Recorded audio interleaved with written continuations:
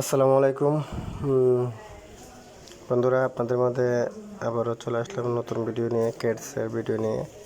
Cats open করার পরেও অনেকে এরকম দেখাচ্ছে, সেটার কারণ কোনো কিছু না, ট্রাই এগেইন সার্ভার লোডিং বেশি নিচ্ছে সেই জন্য আর কি।